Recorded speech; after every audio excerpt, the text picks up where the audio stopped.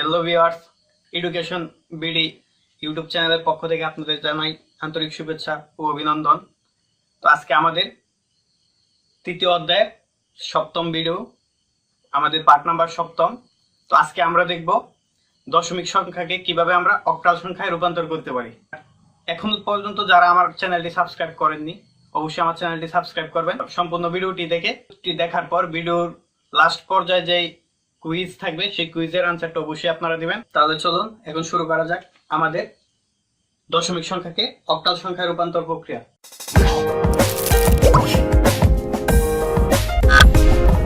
তো আমরা জানি দশমিক সংখ্যা থেকে যে কোনো সংখ্যায় রূপান্তর করতে হলে যেই সংখ্যায় রূপান্তর করব সেই সংখ্যার বেস দ্বারা আমরা দশমিক সংখ্যাটাকে ভাগ করি, এবং ভাগ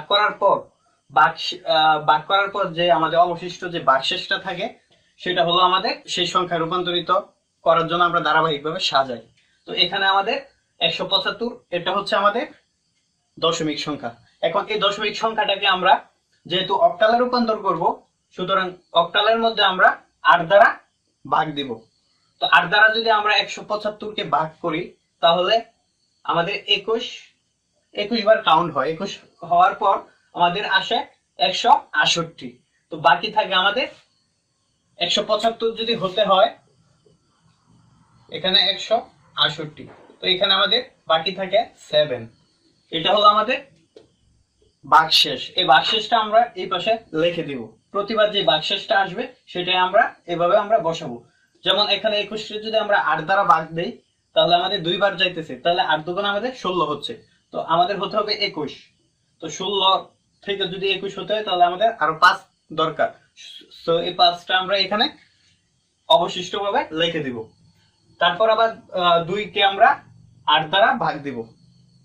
2 কে 8 দ্বারা ভাগ দিলে আমাদের ভাগটা যায় না, যেহেতু যায় না সেহেতু এখানে 0, এবং যে অবশিষ্ট 2 ছিল সে 2টা আমরা ভাগশেষ হিসেবে রেখে দিলাম।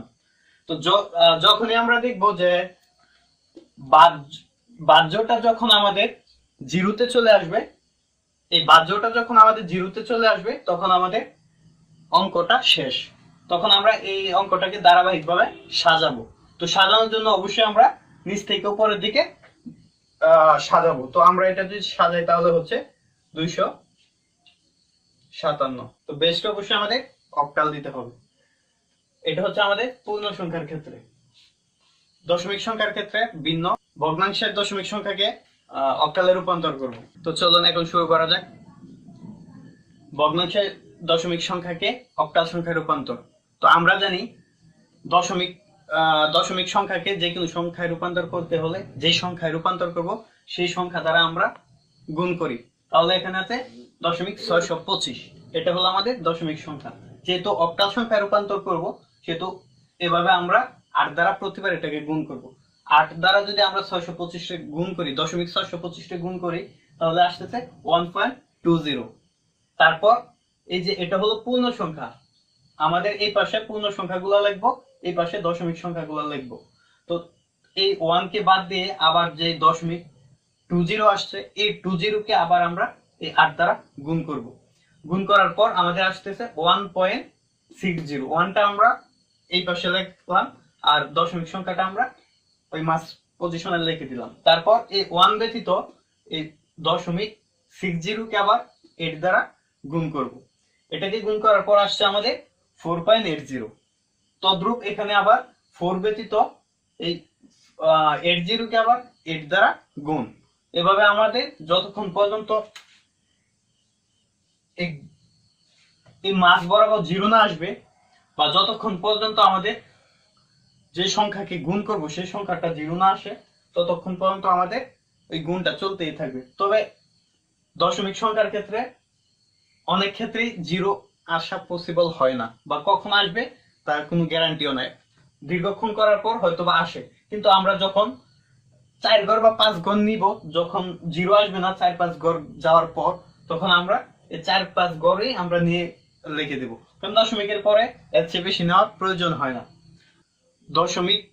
দশমিক ভগ্নাংশের ক্ষেত্রে আমাদের এমএসবি থেকে এলএসবি থেকে ধারাবাহিকভাবে আমাদের এই পূর্ণ সংখ্যাগুলো সাজিয়ে দেব।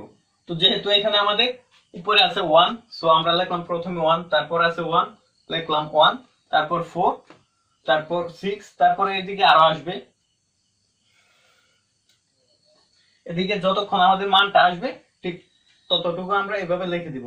এখানে 0 আমি দিয়ে দিলাম, এই জন্য দিলেও প্রবলেম নাই, না দিলেও প্রবলেম নাই। সো আপনারা 0.1146 আরো আসতে পারে, এটাতে আরো অনেক আসবে, 3 সামথিং আরো কিছু আসবে। সো আমাদের এতটুকু পর্যন্ত হলে আমাদের মোটামুটি অঙ্কটা হয়ে গেল। তো এটা অবশ্যই বেসটা দিয়ে দিবেন 8।